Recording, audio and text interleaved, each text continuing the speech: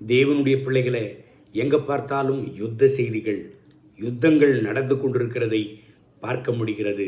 வேத புஸ்தகத்தில் இதை குறித்து மிக தெளிவாக சொல்லப்படுகிறது. வெளிப்படுத்தின விசேஷம் 6ஆம் அதிகாரம் 4வது வசனம் வாசிப்போமா? அப்பொழுது சிவப்பான வேறொரு குதிரை புறப்பட்டது.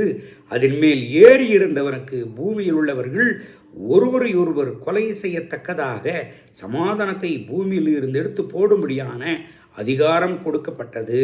ஒரு பெரிய பட்டயம் அவனுக்கு கொடுக்கப்பட்டது. 2ஆம் முத்திரை உடைக்கப்பட்ட பொழுது யோவான் ஒரு சிவப்பு குதிரையை காண்கிறார். அந்த குதிரையின் மேல் இருந்தவருக்கு பூமியில் சமாதானத்தை அகற்றும் அதிகாரம் கொடுக்கப்பட்டிருந்தது. அதன் விளைவாக மக்கள் ஒருவருக்கொருவர் விரோதமாக எழுந்து கொலை செய்கிறார்கள். அந்த குதிரையின் மேல் இருந்த தூதனுக்கு ஒரு பெரிய பட்டயம் கொடுக்கப்பட்டது. இது யுத்தத்தையும் இரத்த வெள்ளத்தையும் மற்றும் வன்முறையையும் குறிக்கிறது.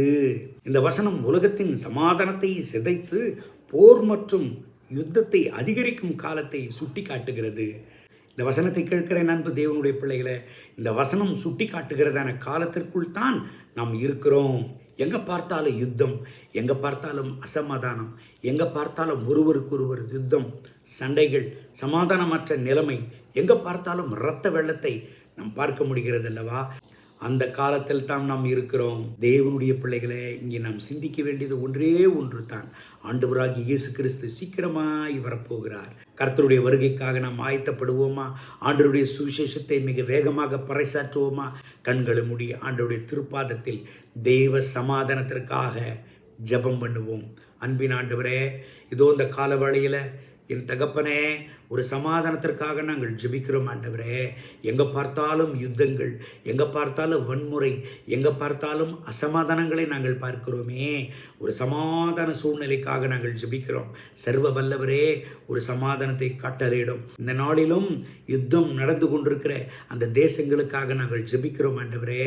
ஒரு சமாதானத்தை கட்டளையிடும். அப்பாவி மக்கள் கொல்லப்படக்கூடாது, அப்பாவி மக்கள் சிதைக்கப்படக்கூடாது. தேவனே, உம்முடைய சமாதானத்தை கட்டளிட்டு எல்லா ஜனங்களுக்கும் உம்முடைய ரட்சிப்பை அருளும்படியாக நாங்கள் ஜெபிக்கிறோம். இயேசுவின் நாமத்தில் பிதாவே, ஆமென், ஆமென்.